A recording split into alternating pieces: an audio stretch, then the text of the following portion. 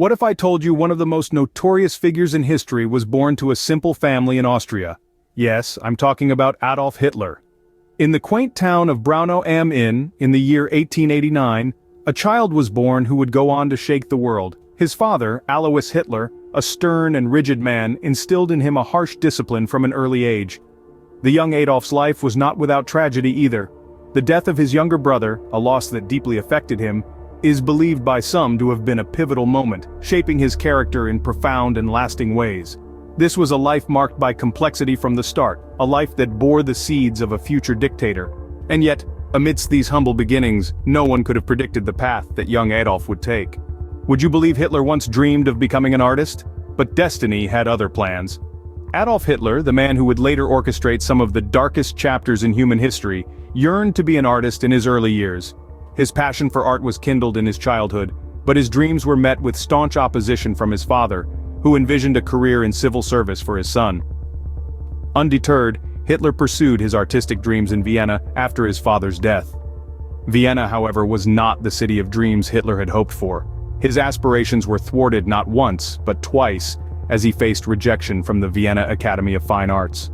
The rejections left him dejected, plunging him into a life of poverty in the city he had once associated with artistic inspiration. Hitler's time in Vienna was marked by hardship and struggle, as he eked out a living selling postcards of his paintings. His interactions with the city's inhabitants, his reading of anti-Semitic pamphlets, and his observations of the political climate were all instrumental in shaping his ideologies. As World War I erupted, Hitler saw an opportunity for purpose and redemption. He volunteered for the German army, seeking solace and brotherhood in the trenches. The harsh realities of war, the camaraderie amongst soldiers, and the fervent nationalism that permeated the atmosphere all served to solidify his emerging political beliefs. Amongst the mud, machine gun fire, and mustard gas, Hitler found a new calling. His bravery earned him the Iron Cross, First Class, a rare decoration for a corporal. But the end of the war did not bring peace for Hitler. Germany's surrender and the Treaty of Versailles stirred a sense of betrayal and anger within him, further fueling his resentment towards the established order. The war ended, but for Hitler, a new battle was just beginning. This battle was not against armed soldiers on a battlefield, but against the political and social order of a nation he believed had been wronged. This was the beginning of his journey from a failed artist to a dictator whose name would be etched in history for all the wrong reasons. How did a failed artist and a war veteran become the leader of Nazi Germany? Let's delve into it.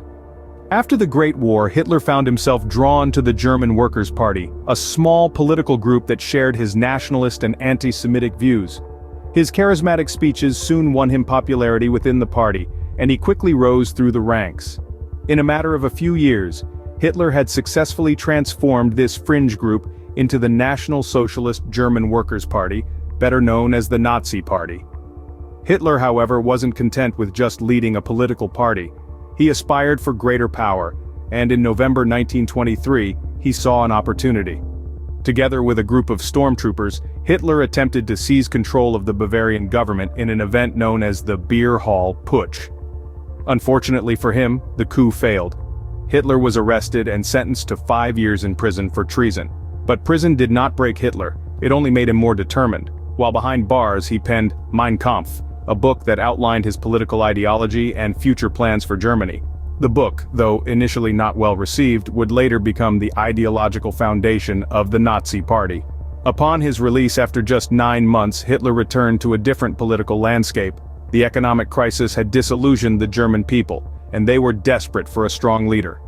Hitler seized this opportunity and began rebuilding the Nazi Party. His impassioned speeches against the Treaty of Versailles and promises to restore German pride resonated with the public. By 1933, Hitler's influence had grown so much that he was appointed Chancellor of Germany. The man who was once a failed artist and a war veteran had risen to become one of the most powerful men in the world. Hitler was now the Chancellor of Germany, but his reign of terror was just about to begin. From 1933 to 1945, Hitler's strategies led to the systematic murder of 6 million Jews. But how did he manage to do it? Let's delve into the dark, chilling period that was Hitler's reign of terror.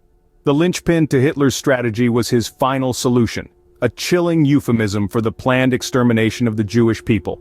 The final solution was a meticulously calculated operation, the likes of which the world had never seen before.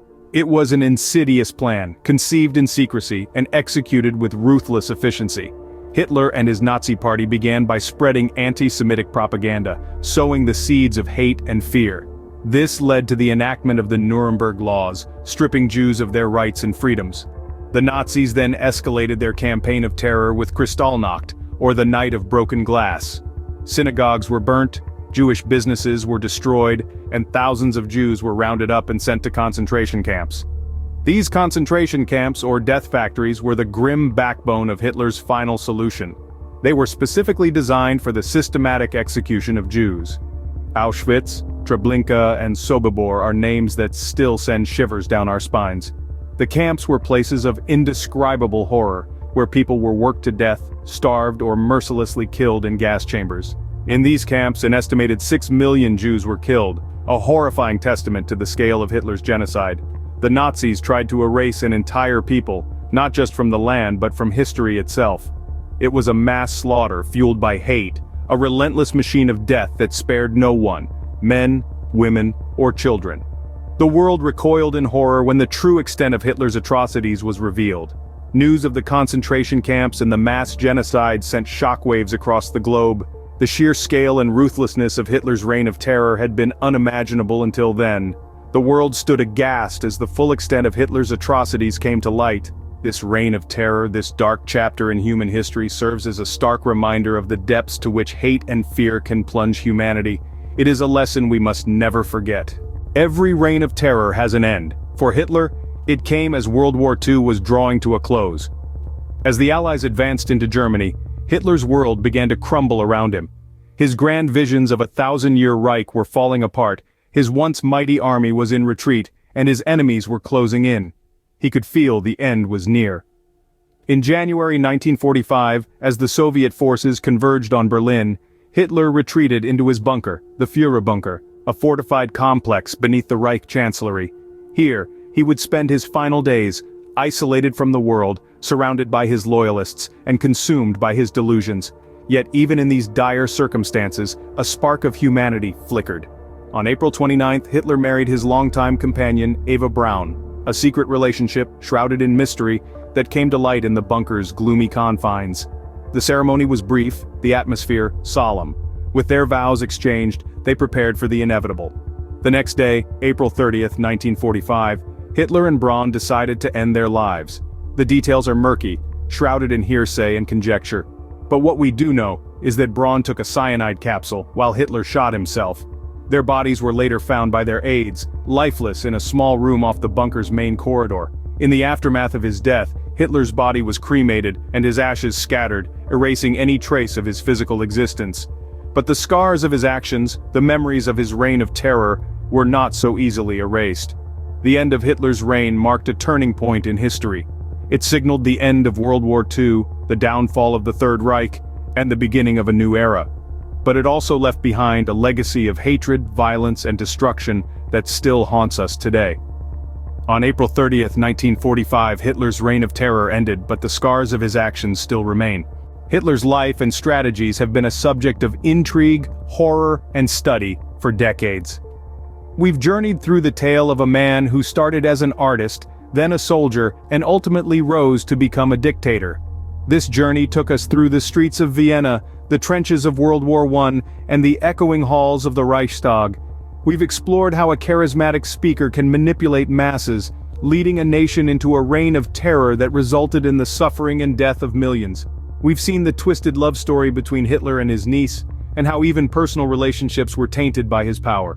We delved into the symbolism of the swastika, a symbol of peace perverted into a sign of hatred.